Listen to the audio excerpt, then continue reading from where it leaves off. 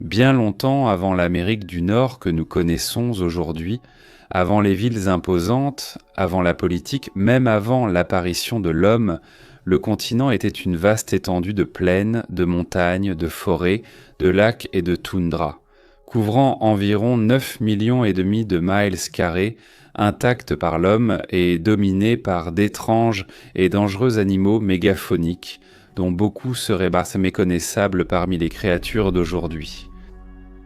Les Amériques, aussi bien du nord que du sud, représentaient une toute nouvelle frontière pour Homo sapiens, et les personnes qui allaient devenir connues sous le nom de Paléo-Indiens, les anciens ancêtres des Amérindiens, seraient les premiers à la conquérir.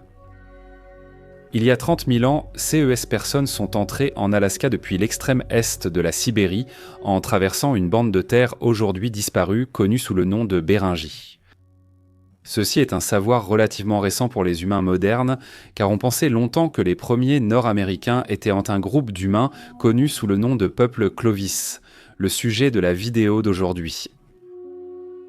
Caractérisés par leurs pointes de lance plates et effilées, l'un de ces groupes de paléo-indiens deviendra finalement CE que nous connaissons sous le nom de peuple Clovis.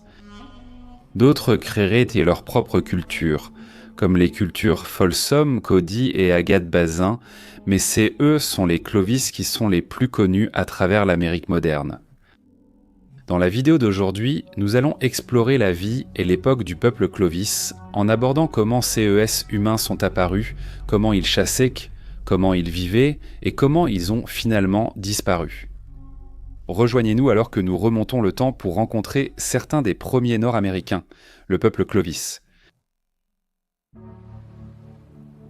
L'essentiel de nos connaissances sur le peuple Clovis vient des outils en pierre et en os découverts en 1936 près de Clovis, au Nouveau-Mexique, qui ont donné leur nom à cette culture.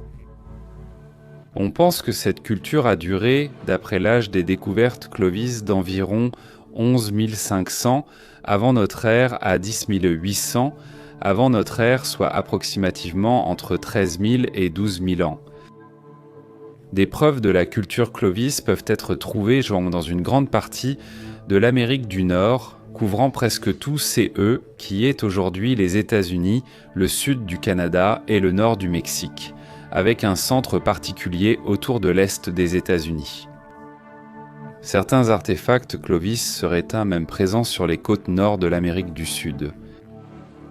Des centaines de sites Clovis sont connus à travers l'ère de répartition du peuple Clovis et plus de 10 000 artefacts individuels sont connus de la science à CE jours.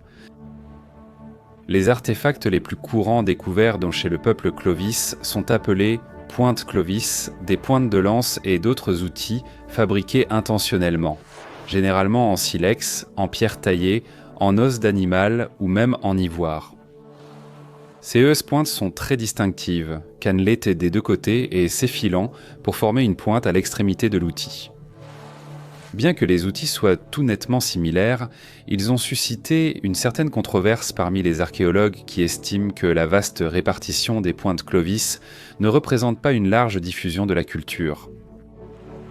Les premières pointes Clovis découvertes au Nouveau-Mexique étaient les particulièrement intéressantes à l'époque de leur découverte, en raison du fait qu'elles étaient fabriquées à partir des os de mégafaune éteintes. Plusieurs espèces de mammouths et de bisons ont été tués pour fabriquer leurs outils, et leurs os servaient ensuite à former leurs pointes. On a trouvé des pointes, des lames en pierre, des outils de coupe en éclats de pierre et un nucleus de lame. Sur d'autres sites, divers matériaux étaient employés pour fabriquer les pointes de Clovis, comme le silex ou l'obsidienne, selon leur disponibilité. Bien que le site du Nouveau-Mexique ait été la première découverte des Clovis faite par des humains modernes, CE n'était pas la plus ancienne.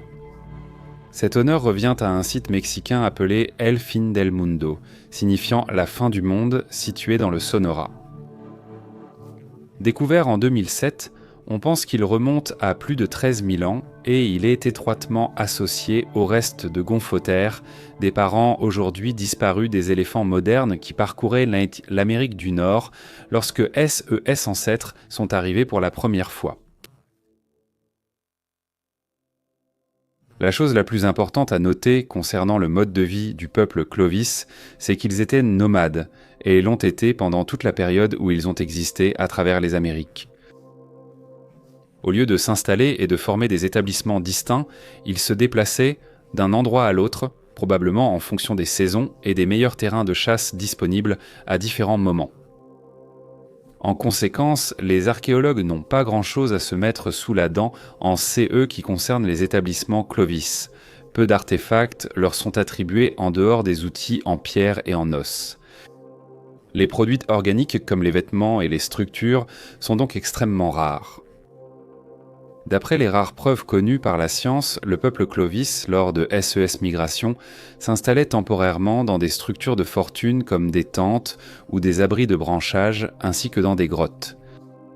Cela leur offrait un abri contre les éléments et leur permettait de garder un campement pendant la chasse et la cueillette.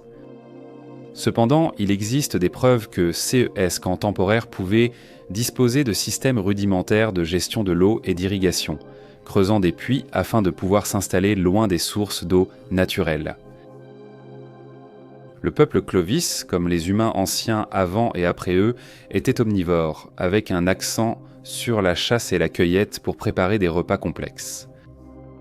En se basant sur l'emplacement de leurs outils et sur les types d'os d'animaux utilisés pour les fabriquer, les archéologues et paléontologues peuvent déduire que le peuple Clovis privilégiait les habitats ouverts, comme les prairies et les plaines, où ils pouvaient en chasser de grands animaux herbivores et brouteurs qui dépendaient d'un de CES, région des Amériques.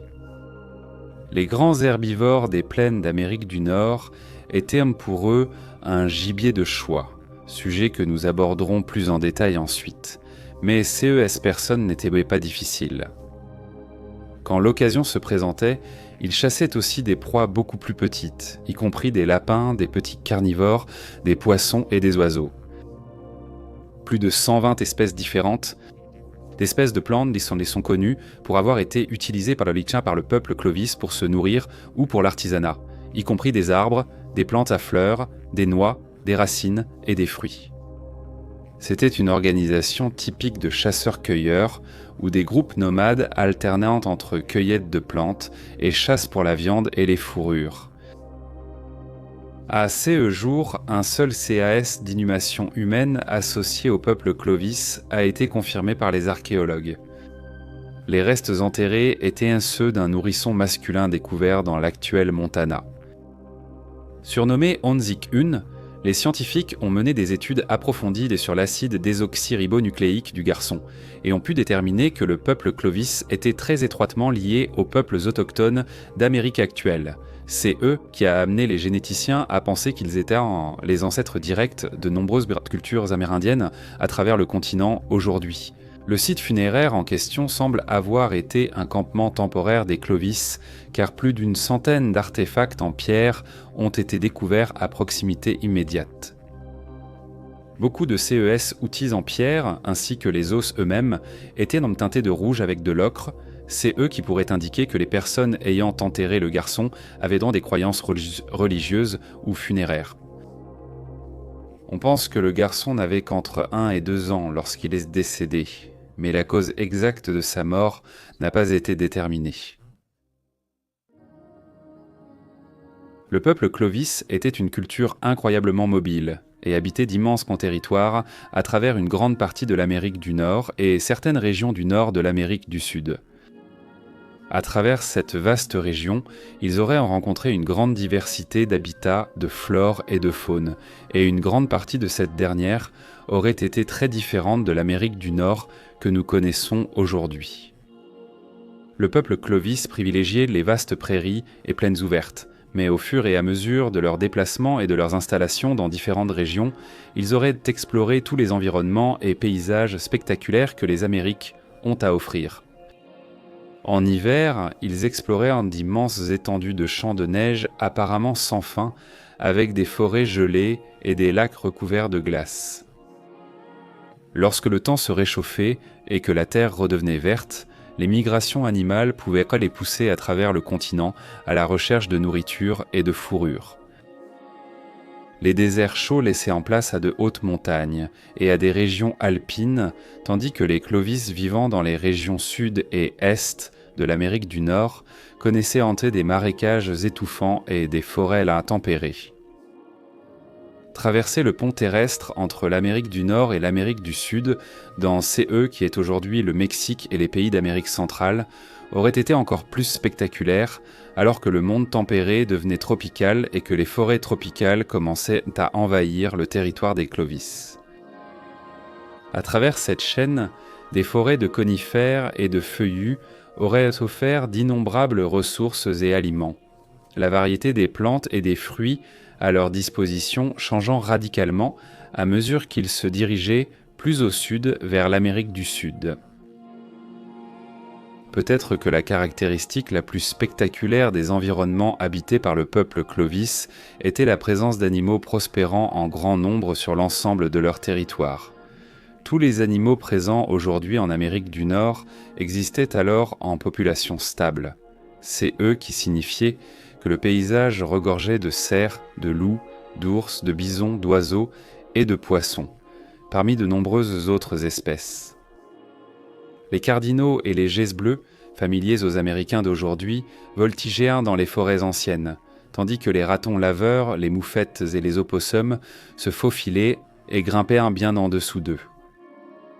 C'est eux qui manquent cependant au monde moderne, c'est eux sont les animaux mégaphoniques colossaux dont le peuple Clovis dépendait pour se nourrir, se vêtir et obtenir d'autres ressources.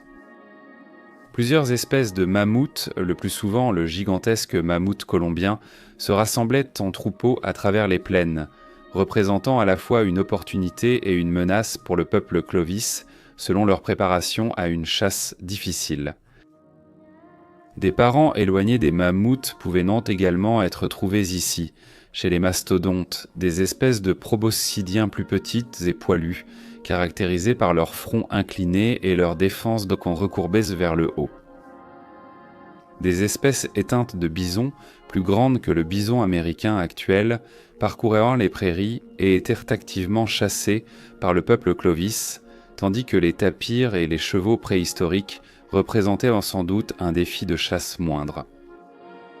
Des chameaux colossaux, comme le Kamlops, aujourd'hui disparu, étaient chassés pour leur viande et leur fourrure, tandis que l'animal le plus spectaculaire et le plus étrange de tous, le paresseux terrestre géant, déambulait dans les forêts et en lisière des prairies.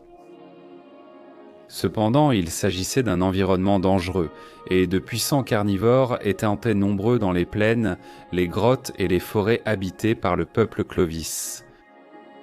Les loups et les ours, les mêmes espèces que celles connues des Américains d'aujourd'hui, posaient pas des problèmes aux voyageurs imprudents, tandis que les cougars et les jaguars représentaient une menace constante.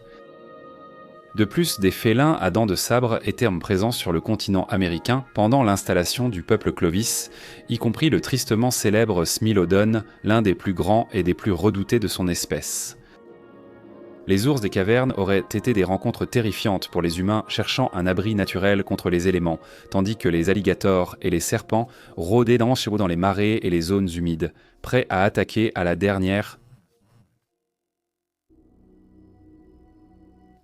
La culture Clovis était présente en Amérique jusqu'à environ 10 800 ans avant notre ère, puis le nombre d'artefacts découverts diminue fortement. Ceci est une preuve directe du déclin de la culture Clovis. La théorie la plus répandue pour expliquer ces phénomènes est que la mégafaune a commencé à disparaître. Les mammouths, les paresseux terrestres, les chameaux géants et les mastodontes ont commencé à disparaître partout dans le monde, chassés jusqu'à l'extinction et forcés de quitter leurs habitats par le réchauffement du climat. En conséquence, les humains ont dû adapter leur mode de vie à CE Nouveau Monde. À partir de ces moments-là, les humains sont devenus plus sédentaires plutôt que nomades, s'installant dans des communautés où ils cultivaient des plantes et, plus tard, élevaient à mimer des animaux au lieu de suivre les migrations à travers le continent. On peut observer cette évolution dans la nature des artefacts découverts par les archéologues. Les pointes de Clovis ont finalement été abandonnées au profit de nouvelles technologies. Le peuple Clovis a finalement été remplacé par de nouvelles cultures qui ont suivi leur propre voie et adopté d'autres modes de vie. Les cultures Folsom, Suwannee, Cumberland, Redstone et Simpson, ainsi que d'autres, ont commencé à émerger à travers l'Amérique du Nord et allaient finalement donner naissance à des centaines de cultures et de traditions distinctes. Ainsi, le peuple Clovis n'a pas disparu, mais sa culture s'est plutôt développée et divisée en de nouvelles ramifications. Le peuple Clovis est l'ancêtre direct de toutes les cultures amérindiennes existant aujourd'hui. Des millions de personnes peuvent retracer leur arbre généalogique jusqu'à CES, chasseurs spectaculaires de mammouths et de mastodontes. Voilà donc un aperçu de la culture, de la vie et de la disparition éventuelle de la culture Clovis depuis ses débuts en Béringie jusqu'à sa propagation à travers une grande partie de l'Amérique du Nord. Bien que les détails de la vie des Clovis soient difficiles à discerner en raison de la disparition de la plupart des matières organiques provenant de CES peuples nomades au fil du temps, nous espérons pouvoir dresser un tableau beaucoup plus clair de la façon dont CES êtres humains vivaient lorsque de nouvelles découvertes seront faites. Le fait qu'une sépulture Clovis ait été découverte signifie qu'il y en a probablement beaucoup d'autres qui attendent d'être mises au jour. Et grâce à celle-ci, nous pouvons apprendre beaucoup sur ces que cela signifiait d'être un des premiers Nord-Américains, survivant dans un monde hostile rempli d'éléments rudes, de paysages spectaculaires et de prédateurs mortels.